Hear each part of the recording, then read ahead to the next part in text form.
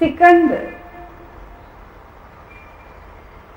एक ऐसा बादशाह जिसे सचमुच में जुनून था बड़ा बनने का, धनवान बनने का। वो सारी जिंदगी लड़ाई करता रहा,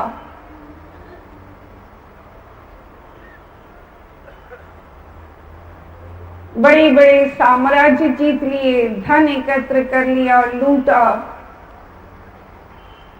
धन दौलत की उसके पास कमी नहीं।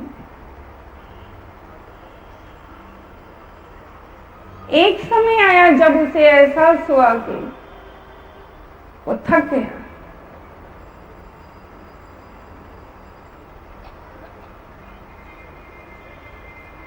उसने बहुत फतेह हासिल किए, बहुत जीत गई लड़ाइयां, बहुत धन एकत्र कर लिया, माला माल हो चुका।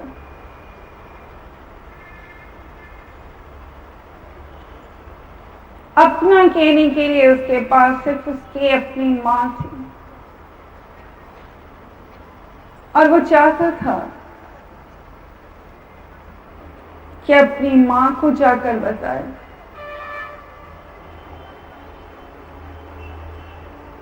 कि मां तू देख,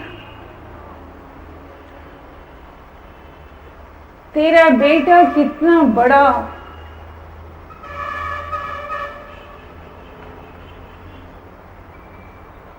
व्यक्ति, कितनी बड़ी हस्ती बन चुका,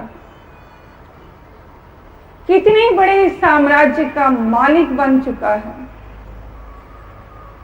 धन दौलत जिसके पास बेशुमार है।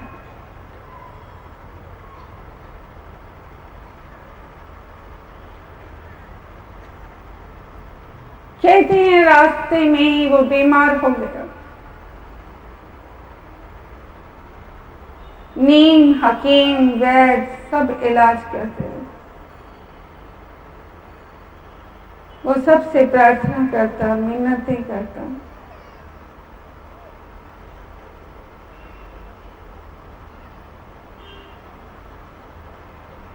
कि मुझे 2 सांसें दे दो, मुझे जीवन दे दो,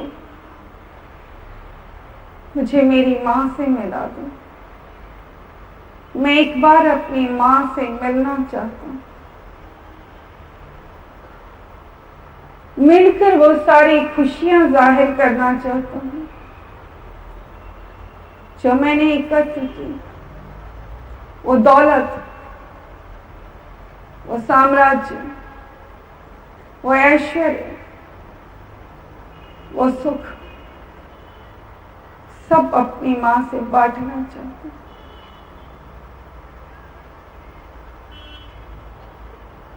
पानी की तरह पैसा बहाया, पर वो 2 सांसें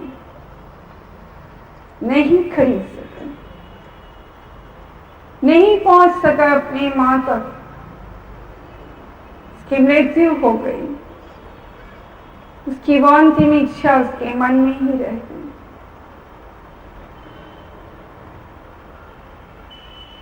बच्चों, धन के जुनून में जीने वाले इस संसार में अनेकों हैं।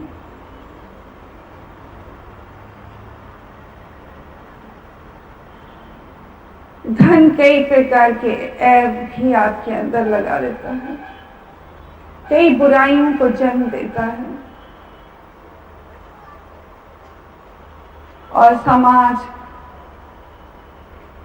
दूषित हो जाता है। आज जो संसार और समाज का दूषित वातावरण है,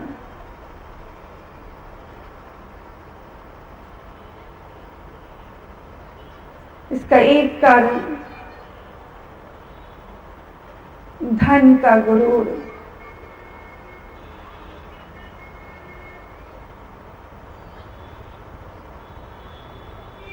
और जिसके अंदर बुराई आ जाए,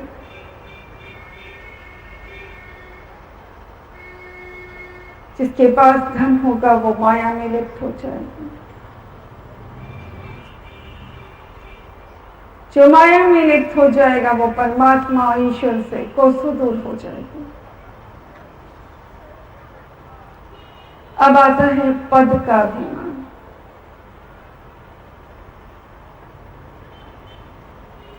ये भी उसकी रहमत है, कई पूर्व जन्मों के भाग हों, उसकी कृपा हो तो कोई ऊंचाई के उस मुकाम तक पहुंचता है, ऊंची हस्ती बनता है, ऊंचे पद को पाने वाला बनता है।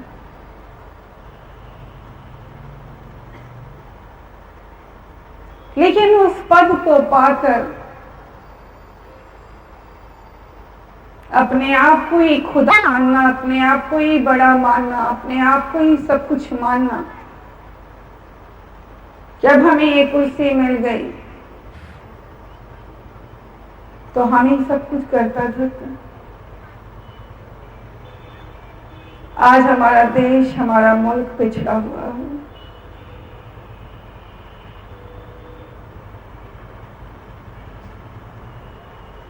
आप नीचे से लेकर ऊंचाई पर बैठे हुए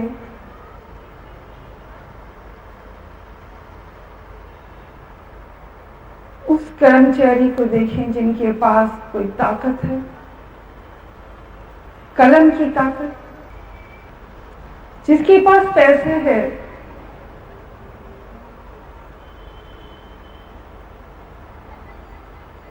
वो तो करा लेते हैं।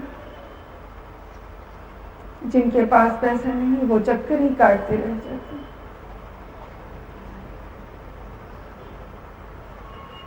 सालों साल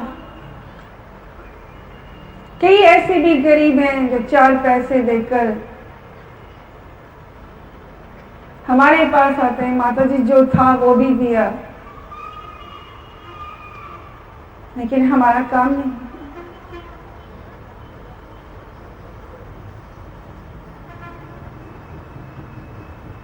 जो लोग ईश्वर की गलत कार्य करेंगे वो परमात्मा के करीब कैसे पहुंच सकते हैं?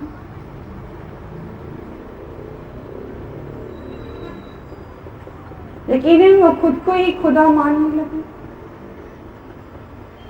जो अपनी जीवन की नैया को स्वयं अपनी मर्जी से चला रहे हैं, जिन्हें कोई डर, कोई भय नहीं कि वो आज क्या कर रहे हैं, इसका अंजाम कल क्या होगा। बहुत से लोग हैं जब दुख तकलीफ आती है तो कहते हैं हमने ऐसा क्या किया था जो हमें ये दुख मिला, हमें ये सजा मिली। किसी कब याद है कि उसने कब क्या गलत किया? फिर आता है बल का अभिमान। बच्चों, ये भी परमात्मा का शुक्र कीजिए कि किसी को परमात्मा ने स्वस्थ जीवन दिया, ये उसकी नेमत है। लेकिन अक्सर देखा गया है परिवारों में जख्म कोई और नहीं, अपने ही दे जाते हैं।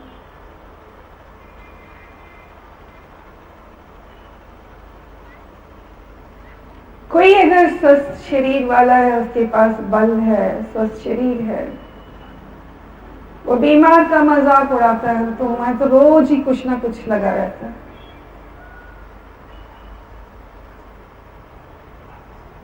तुम्हारा तो रोज ही कुछ ना कुछ दुखता रहता है, तुम्हें तो रोज ही कोई ना कोई बीमारी लगी रहती है। परिवार में बहुत से ऐसे लोग हैं जिनका पहले इलाज ही नहीं किया जाता। वो अगर अपनी दुख तकलीफ को बताएं, उनकी फरियाद नहीं सुनी जाती। ऐसे ही जवाब दिए जाते हैं, और अगर बार बार कहे तो जाओ पास के डॉक्टर से दिखा लो और कोई पुड़िया ले आओ, खा लो, डॉक्टर से कोई दवाई ले लो। मर्ज कितना बड़ा है ये पता तब लगता है जब मर्ज अपनी स्टेज सारी स्थितियां पार, हदें पार। जब आपके पड़ोस का डॉक्टर कहता है कि भाई हम तो इलाज करके थक गए, पता नहीं क्या बीमारी है, आप किसी सर्जन को, किसी स्पेशलिस्ट को दिखाइए। वहां जाते हैं तो पता चलता है कि कैंसर है या अल्सर है या सारी स्टेज पार कर लिया, तो लास्ट स्टेज है। अभी तक आपका मजाक उड़ाया जा रहा था,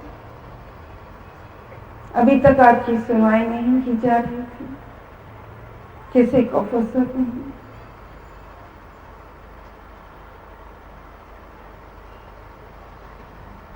हर कोई अपने काम में इतना मगरूर है कि आज इंसानियत की नजर कम आती। बच्चों, जहां इंसानियत खत्म हो जाए, जहां हम दूसरे के दर्द को समझने वाले ना,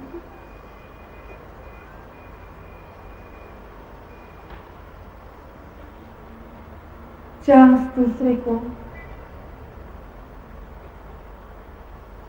आपकी वजह से दुख हो, आप परमात्मा से दूर हो जाते। मत भूलिए कि हर दिल में वो दिलवर है, वो परमात्मा। आप उस व्यक्ति को ही ठेस या चोट नहीं पहुंचा रहे, उसके घर में बैठे राम को भी चोट पहुंचती है। बच्चों, समय ज्यादा है और हम थोड़ा थोड़ा प्रकाश डालना चाहेंगे। संतान का अभिमान।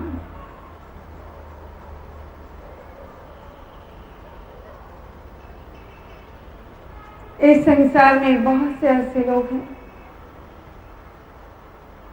जिन्हें एक भी संतान नसीब नहीं, और कुछ ऐसे हैं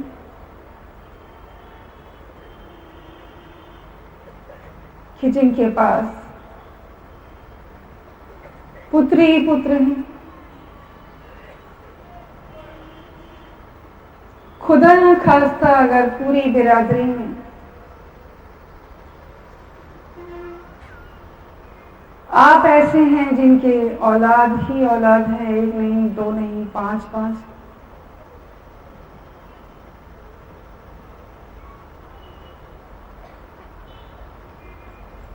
आप बढ़ चढ़कर बातें करने लग जाते।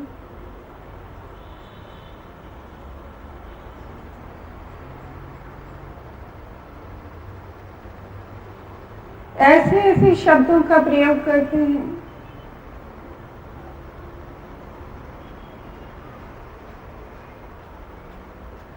जैसे सारी खुदाई आपके पास है,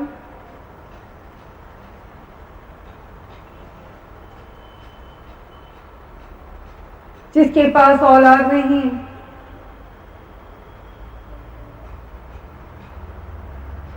वो निर्धन है,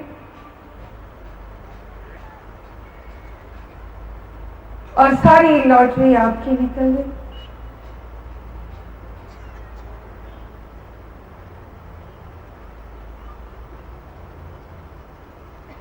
एक ऐसी ही महिला को मैं देखा और जाना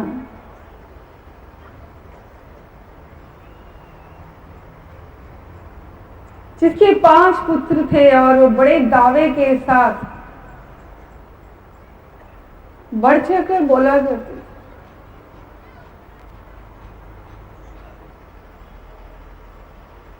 और ब्लैंक चेक है। एक एक बेटा जब शादी करूंगी तो कैश करूंगी,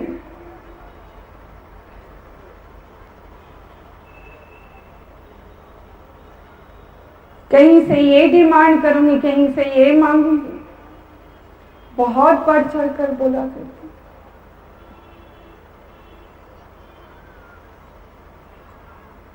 कल वक्त क्या सामने लाएगा तस्वीरें कोई नहीं जानता।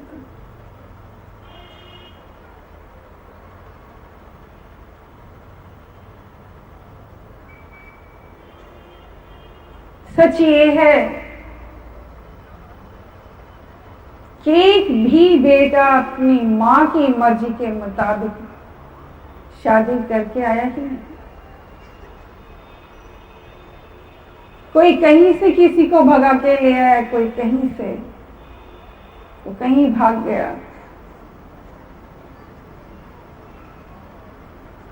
आज घर जिन 5 बेटों पर नाज था तिनके की तरह बिखरा हुआ।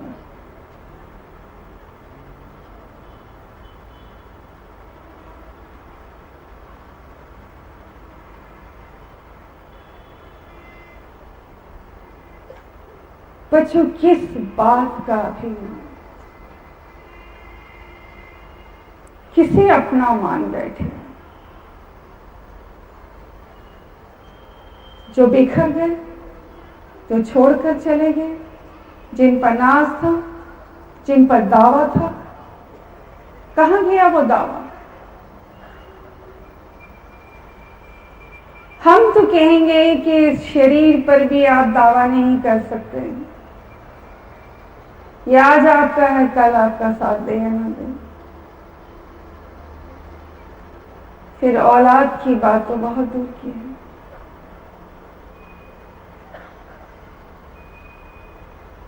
उसके बाद आता है बुद्धि का अभिमान। इस संसार में बहुत से ऐसे लोग हैं जो पढ़ जाएं 4 किताबें, ज्ञानी हो जाए, नाहक डिग्रियां लेकर ही खुद को बड़ा मानने लग जाए। कुछ बने या ना बने वो दूर की बात। बहुत से ऐसे लोग हैं जो किताबी शिक्षाएं, एकेडमी शिक्षा,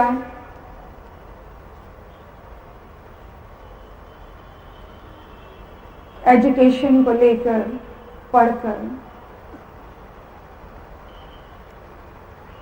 अभिमान करने लग जाते हैं।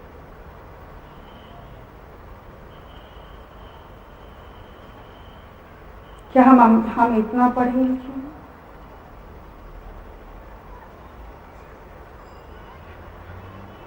और अगर ये सुन लिया कि सामने वाला कम पढ़ा है या पढ़ा नहीं है, उसे बड़ी छोटी और गिरी निगाह से देखते हैं।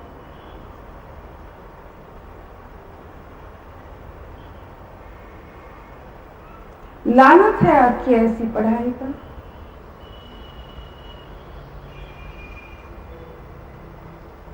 पढ़ाया इसलिए गया कि अच्छाई और बुराई का आभास हो, ज्ञान हो, गलत और सही की पहचान हो। ज्ञानी का कर्तव्य है ज्ञान अर्जित करना, अच्छा व्यवहार करना, दूसरे को समझना, अच्छे बोल बोलना, अच्छे बिहेवियर जाहिर करना। जहां आपके व्यवहार से अभिमान की बदबू आए, जहां दूसरे को तुच्छ और छोटी निगाह से देखें, ये इंसान घटिया है क्योंकि वो पढ़ा नहीं। आपका पढ़ा लिखापन किस काम का?